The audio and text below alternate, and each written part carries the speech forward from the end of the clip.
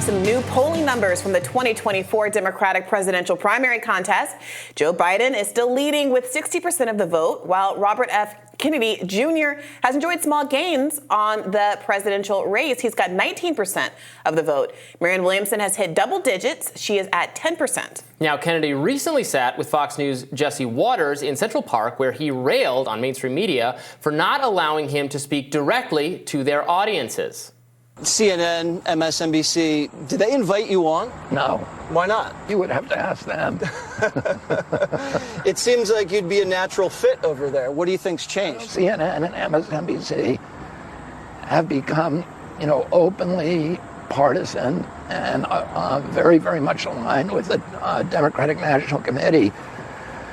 And, they share the same sort of anger at my candidacy, and they don't, they'll do stories about me, but they won't allow me to talk directly to their audience.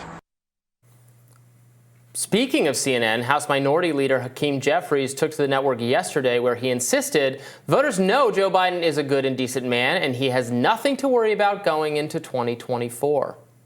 Are you confident when you look at what the Justice Department has done, when you look at the investigations into Hunter Biden that the Republicans have pursued up to this point, that there hasn't been any wrongdoing, everything's been above board? Yes, I'm extremely confident.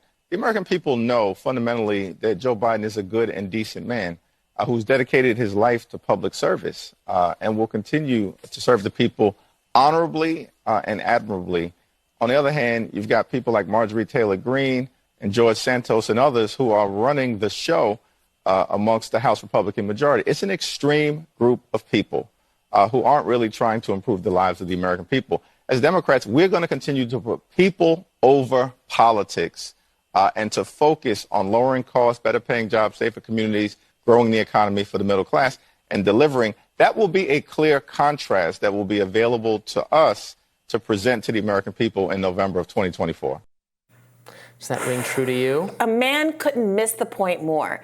Who does he think he's convincing with this? Does he think that there are working class and poor Americans that are watching this program that said, well, cost of living has gone up exponentially over the last 20 years. Inflation is still making the price of groceries in the store difficult for me to feed my family. Just as George Santos, the leader of the Republican Party, wanted. Like the cost of education is skyrocketing. The cost of transportation is skyrocketing. But Hakeem Jeffries got on TV and told me that Joe Biden was a good person. So all is fine in the world. That seems designed to push back on the corruption and the Hunter Biden accusations. I guess that's how they're trying to deflect from that. No, he's just a great father, best father, America's father, really. I don't. Sounds like you were slipping into your Trump impression a little bit there. He's the best father. Many people are saying such a good father.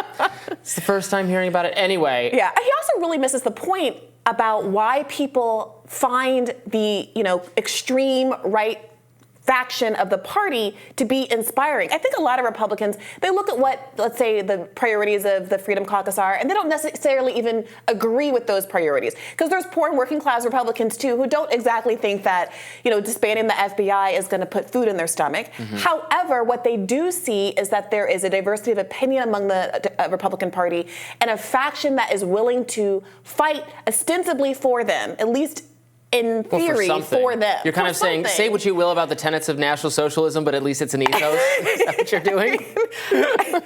Yes, except for that. I think that's, Let's go.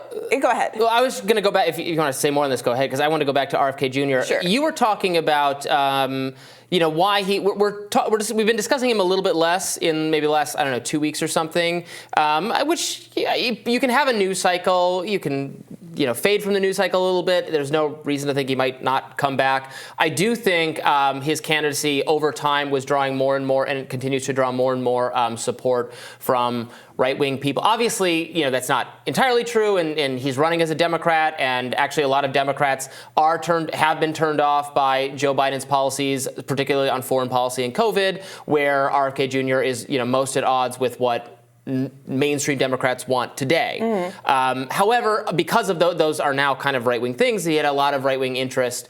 And I think some of that right-wing interest is now that we've had the debates, there's more focus among right-wing people. Well, what is DeSantis think about this? What does Vivek Ramaswamy think about this? What do the other candidates think about this?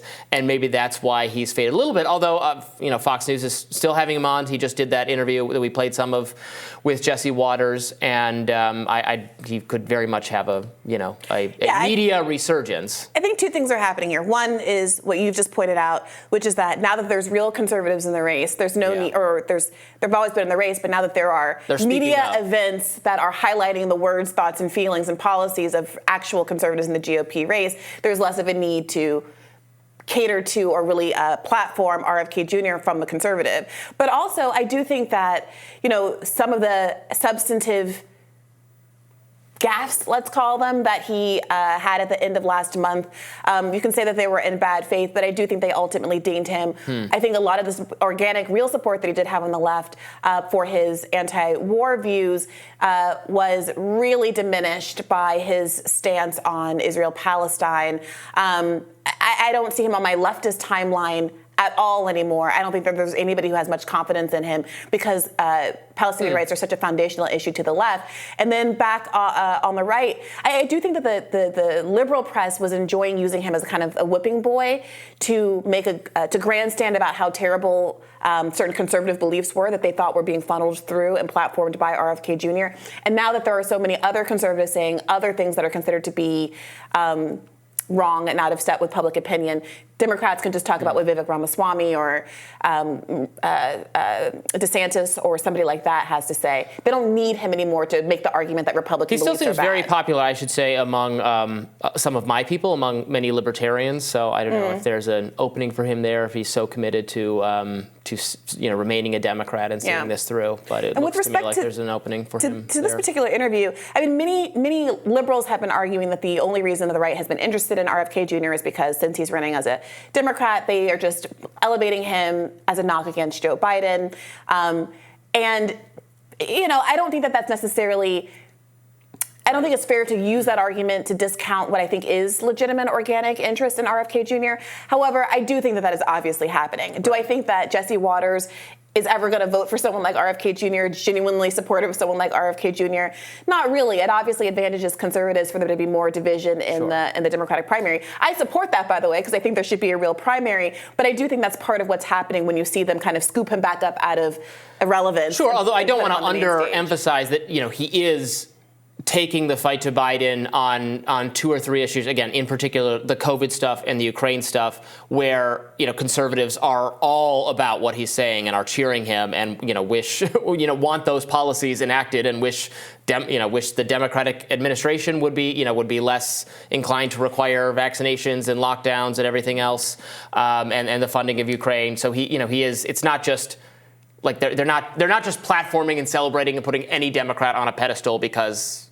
suck at Joe Biden. They're doing this to someone who is most vocal on things that conservatives and independents and libertarians and contrarians and dissident Democrats think should be heard.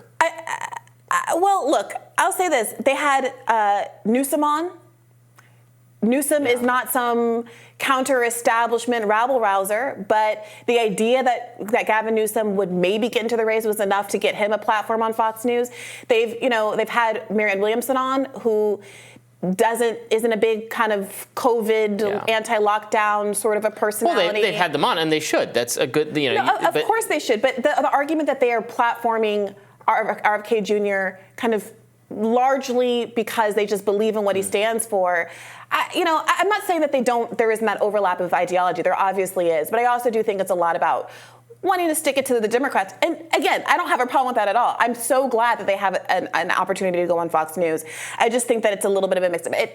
If these people were not, if there were independent candidates, if they were somehow not advantageous to the Republican effort of splitting the primary vote and getting digs on Joe Biden, I just don't think there would be as much of an opportunity, of an incentive rather, to go ahead and do it. Yeah. Well, I think that's all for us on this topic. We'll have more Rising for you right after this.